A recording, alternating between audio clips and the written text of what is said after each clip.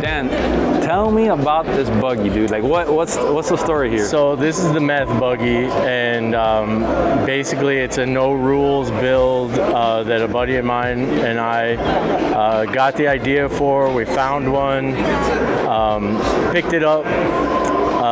And we were looking at it. I was gonna fix it was yellow. I was gonna fix the body, all that. And there used to be a show called Speed Buggy, a TV show in the 70s. And we said, no, this ain't the Speed Buggy. This is the Meth Buggy. Wrench, socket, plugs, motor, tires, chassis, Speed Buggy. That's me. You know, one day I was like, man, you know, it'd be really neat to do a buggy. And most of this stuff is over text. You down, bro? Yeah, I'm down. All right. Next thing you know, I roll up with the chassis and a buggy. And he goes, oh, you're serious? And I go, yeah, bro, I'm serious. And he goes, okay, cool. So then that kind of started, that snowballed. And then after looking at it, he's like, bro, I can't even mess with that, man. That, you know, that body's too far gone. So he sourced the body. And then like anything else, something else stagnated. I think the Golden Life jumped in the way. It was like, now let's jump into the Golden Life. So this thing just kind of fell off the radar. And we decided we're going to build this thing just for fun. And if it's not fun, we're not doing it. So that set the precedent for no rules. And just, man, it's been the best. It's been a really fun build. Candy paint, flake, chrome, polished stuff. It looks dope. You know? I was looking at the lights. You have the little, like, tell me like the couple of things, because look, like even what's holding your windshield is trippy, bro. What are those right there on the side? Those little knobs? Those are door handles. Door handles, yeah, those right? are door handles. Yeah, Home Depot. Yeah. I always talk shit about putting some crystals on it, do something like that. And we saw those. We were picking up hardware. We saw those. We're like, they're gonna fit perfect. They actually fit right on the studs for that windshield. So, dude, yeah. That's crazy. So, how long did it take you from beginning to end on this when you started to actually paint this project? I would say about 60 days. 60 days. Yeah. How long have you had this project sitting around? We've had it like 6 years, but you know, we got some parts together, and it just kind of sat. You know, you abandoned the project like you get ADHD when you see another beautiful car and you want to jump on it, and that happened here. But we got motivation right now, and decided to do it for this show, and you know, here it is. This is the output. So, what inspiration you got? Because you got padding on the side of the car, you got fuzz in the car, like on the dash. Like, okay, where did you get this craziness, dude? And even the paint job. I'm gonna say a lot of my inspiration is from a lot of the painters in the industry right now. The guys that have been doing this candy stuff, K-Daddy, E-Dog, you know, Little Matt Tattoos did the guys on the back. He inspires me all the time. I see their vibrant colors and the flow they put out, and I just try to emulate that with my own twist. How long you been painting, man? Because I know you've been doing this like... Oh, man, I was 12 years old when I started. Really? I did an apprenticeship at 12 years old. No way. And, yeah, I learned, like, collision paint work and some custom stuff. And since then, I've been doing that's like 34 years. 34 years? And your shop is... Where is your shop's around here? My shop is Covina, California. The car...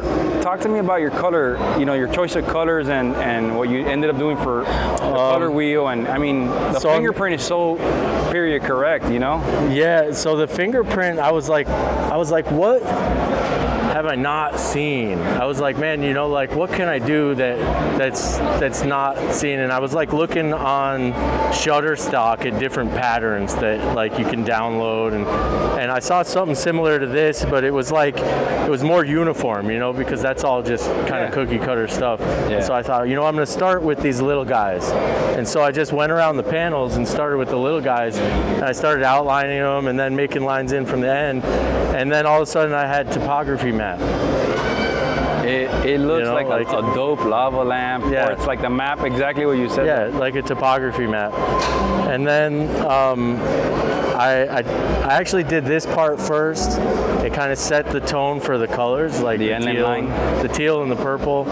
And so I was like, I can't go against that. I gotta have stuff that flows with that, and I think all these kind of go with it pretty well.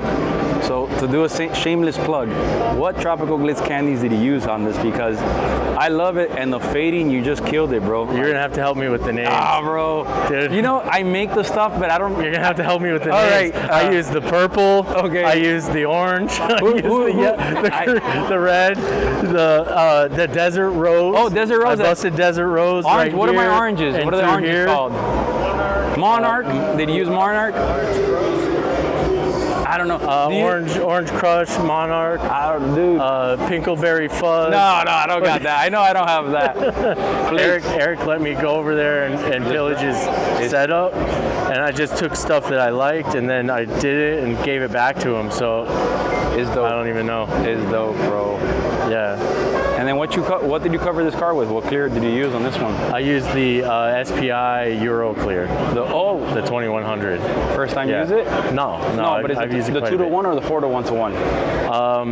The 4-to-1-to-1. How you like it? A really nice one. Yeah. I know. It sprays completely different. Yeah, it's great. It's great, and you can cocktail that reducer a little bit, and when you want it to build, you can go a little less than 1, and when you want it to flow, you go all the way. It's a little, maybe 2. Yeah, it's dope. What do you have for wheels? What's the setup on this, dude? Those are Hansen slots. We pillaged them from Marketplace, and got the back ones with the tires. And I think those tires are so bitchin' that I had vinyl cut and I glued the letters onto the front. Really? These are actually different tires on the front. Shaved the sidewall and glued the letters on. Dope. Yeah. What do you got for a drivetrain on this? It's got a Volkswagen 1600. It's been gone through.